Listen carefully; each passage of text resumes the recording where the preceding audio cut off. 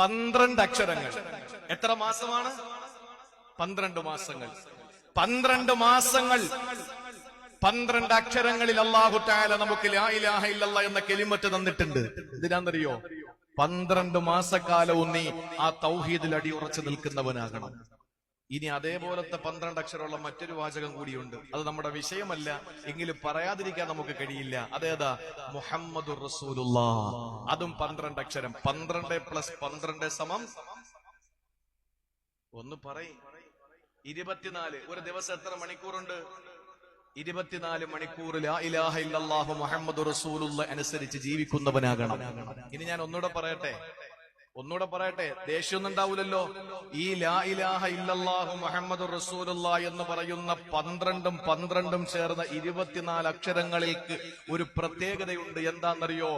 അറബി അക്ഷരമാലയിൽ പുള്ളി ഉള്ളതും പുള്ളി ഇല്ലാത്തതുമായ അക്ഷരം ഇല്ലേ? പുള്ളിയില്ലേ? ഡോട്ട്.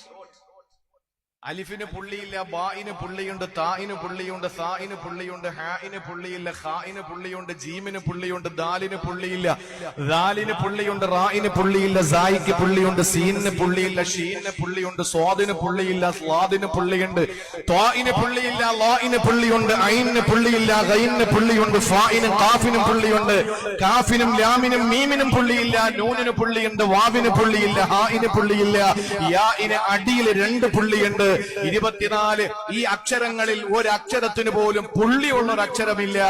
ഈ ദുനിയാവിലെ ആകാശത്തിന്റെ കീഴെ ഭൂമിക്ക് മുകളിൽ ഇത്രയും നീളമുള്ള 24 അക്ഷരമുള്ള ഈ 2 വാചകത്തിലല്ലാതെ പുള്ളിയില്ലാത്ത ഒരു വാചകം നിങ്ങൾ കൊണ്ടുവാ. ഞാൻ വെല്ലുവിളിക്കുകയാണ്, കൊണ്ടുവാ.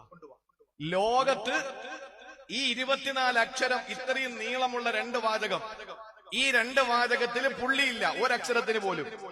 ഇങ്ങനത്തെ ഏതെങ്കിലും ഒരു വാചകം ദുനിയാവിൽ നിങ്ങൾക്ക് കണ്ടെത്തിക്കൊണ്ടുവരാൻ പറ്റുമോ? ഇല്ല.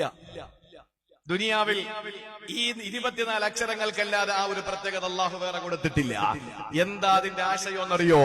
ലാ ഇലാഹ ഇല്ലല്ലാഹ് എന്ന 12 അക്ഷരങ്ങളിലൂടെ 12 മാസക്കാലമുള്ള തൗഹീദ് ജീവിതത്തിൽ അടിയുറച്ച് വിശ്വസിക്കുന്ന ഒരാൾ, മുഹമ്മദ് റസൂലുള്ളാഹി കൂടി 24 മണിക്കൂർ മുസ്ലിമായി ജീവിക്കുന്ന ഒരാളുടെ ഹൃദയത്തിൽ കാപട്യത്തിന്റെ പുള്ളി വരാൻ പാടില്ല, നിഫാഖിന്റെ പുള്ളി വരാൻ പാടില്ല. ഒരു മനുഷ്യനോട് വിദ്വേഷത്തിന്റെ, വെറുപ്പിന്റെ, പിണക്കത്തിന്റെ, പകയുടെ, അസൂയയുടെ, അഹങ്കാരത്തിന്റെ ഒരു പുള്ളി ഒരിക്കലും വരാൻ പാടില്ല. അള്ളാഹു നമ്മളെ അങ്ങനെ ഹൃദയം നിഷ്കളങ്കമായി, ഖൽബുൻ സലീമായി അള്ളാഹു നമ്മുടെ ഹൃദയത്തെ മാറ്റട്ടെ.